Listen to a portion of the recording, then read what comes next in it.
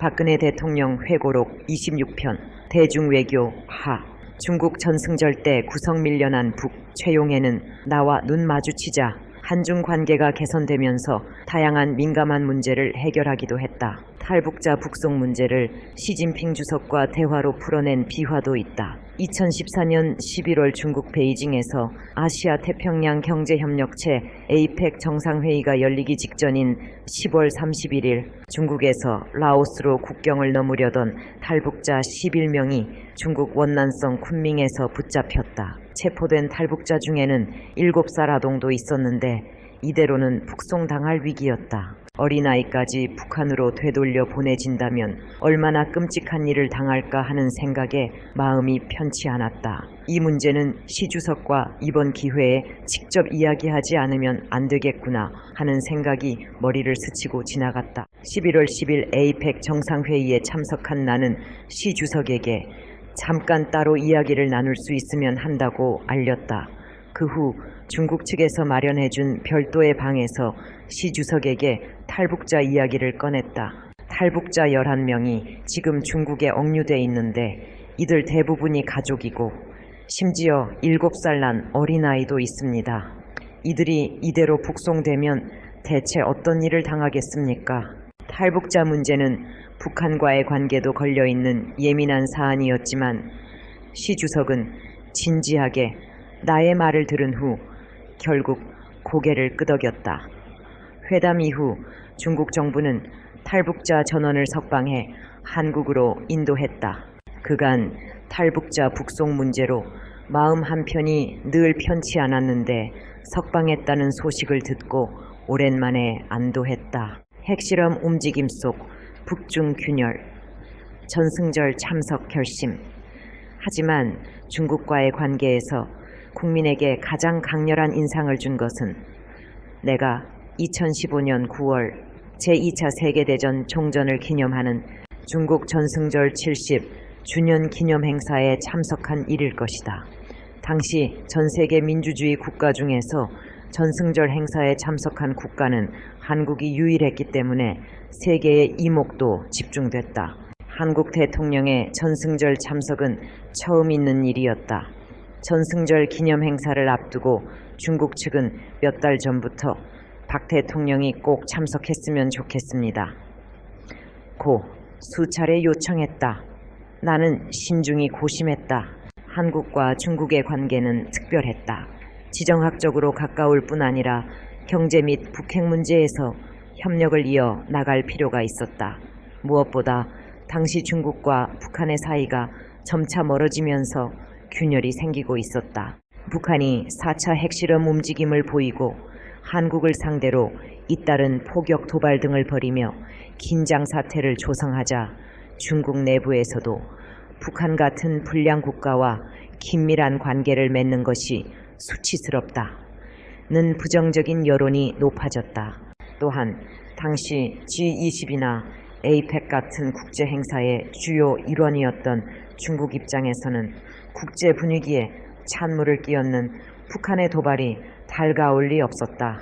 북핵 문제에 대한 중국의 태도도 조금씩 달라지고 있었다. 2014년 7월 3일 시 주석이 방한했을 때는 정상회담을 마친 뒤 공동성명에서 한반도에서의 핵무기 개발에 확고히 반대한다는 입장을 재확인한다고 선언하기도 했다. 사실상 북핵을 겨냥한 것으로 당시 외교계에서도 중국이 북한을 상대로 강력한 입장을 냈다는 반응이 많았다. 결국 전승절 행사에 참석하기로 결정하고 2015년 9월 2일 중국으로 가는 비행기에 올라탔는데 중국 측에서는 이례적인 환대에 나섰다. 중국 외교부가 전승절에 참석하는 각국의 정상 명단을 발표할 때 내 이름을 가장 먼저 거명했다. 블라디미르 푸틴 러시아 대통령이 그 다음이었다. 중국에 도착하자마자 베이징 인민대회당으로 이동해 오전 11시 51분부터 34분간 정상회담을 했다. 내가 시 주석에게 한반도 긴장 상황을 해소하는 데 있어서 우리와 긴밀히 소통해 건설적인 역할을 해준 것에 대해 감사드립니다.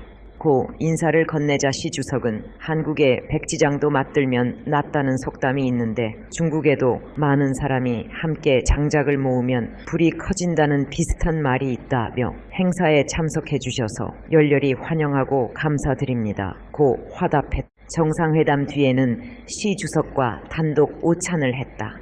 전승절 행사에는 30개국 정상과 국제기구 대표 10여 명이 참석했는데 시 주석이 오찬을 대접한 것은 내가 유일했다. 중국 측은 오찬에 참석해달라고 요청하면서 타국 정상들과의 관계도 있으니 전승절 행사 당일까지 보안을 지켜주십시오 라고 당부하기도 했다. 오찬장에서 중국 측이 환영 연주를 하는데 내 애창곡인 거북이의 빙고가 연주돼 놀랐다. 이날 아리랑과 드라마 대장금의 주제곡인 오나라도 오찬장에 울려 퍼졌다. 맨 끝자리서 위축된 북 최용의 끝나자마자 평양행, 다음 날인 9월 3일에는 메인 이벤트인 전승절 기념 행사에 참석했다. 시 주석과 함께 천안문 성루를 올라 중국 인민해방군의 열병식을 지켜봤다. 당시 나는 노란색 재킷을 입었다. 노란색은 중국에서 황제의 색으로 불리고 복을 상징한다고 해서 선택했는데 중국 측 반응이 좋았다. 이날 국내외 언론에서는 내가 중국 측으로부터 환대를 받은 것과 달리 북한 측 인사는 소외됐다는 점을 집중 조명하기도 했다. 국제역학관계가 숨어있다는 열병식 행사장 자리 배치만 봐도 그랬다. 시 주석의 바로 오른편에는 푸틴 러시아 대통령이, 그 오른편에는 내가 앉았다. 반면 김정은 당시 북한 국방위원회 제1위원장은 아예 행사장에 참석하지도 않았고 대신 참석한 최용의 북한 노동당 비서는 오른쪽 맨 끝 자리에 앉아서 제대로 보이지도 않았다. 기념사진을 찍을 때도 나는 첫째 줄에서 시 주석과 성리위안 여사의 오른쪽에 섰는데 최용의 비서는 두 번째 줄 맨 오른쪽 끝으로 밀렸다. 북한 측 인사들은 행사 내내 위축되고 고립돼 행사가 본격적으로 시작되기 전 리셉션장에 앉아있는 최용의 비서와 눈이 마주쳤다. 말없이 가볍게 고개를 숙여 인사하자 최용의 비서도 나에게 인사했다. 그는 시 주석과 단독 면담도 하지 못한 채 행사가 끝난 뒤 평양행 비행기에 올랐다고 한다.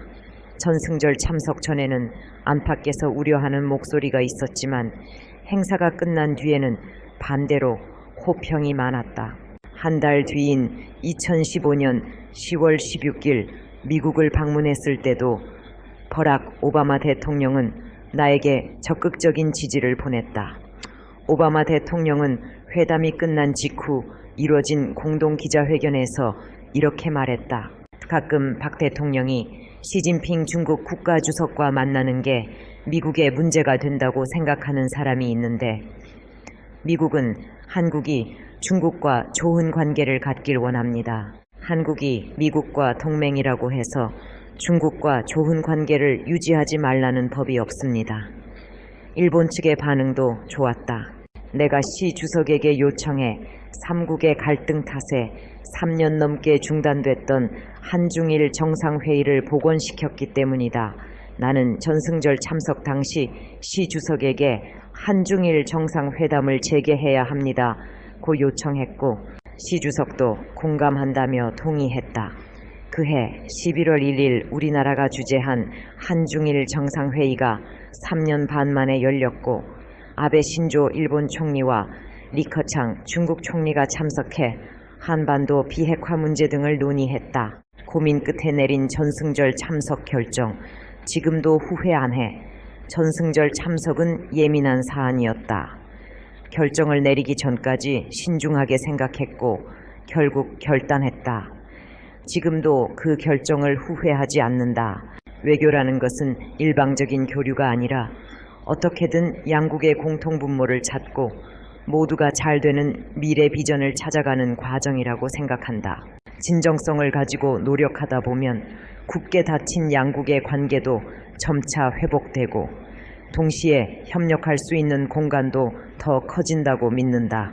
전승절 참석은 중국과의 협력 공간을 넓히는 과정의 일환이었다. 나는 2013년 6월 29일 중국을 방문했을 때 시 주석에게 한국전쟁에서 전사한 중공군의 유해를 중국으로 송환하겠다고 약속했다. 이후 38선 인근의 적군 묘지에 있는 중공군의 유해를 수습해 2014년 3월 유해 437구를 처음으로 송환했다. 중국 측에서도 정중하게 감사의 뜻을 표했다. 국가 간의 일이란 그런 것이다. 그러나 순풍을 타던 대중관계는 2016년 1월 6일 북한의 4차 핵실험을 계기로 경랑을 만나게 됐다. 중국이 극력거리던 사드, 고고도 미사일 방어체계 배치를 내가 결심하게 되면서다. 사드 문제는 추후에 다룰 예정이다.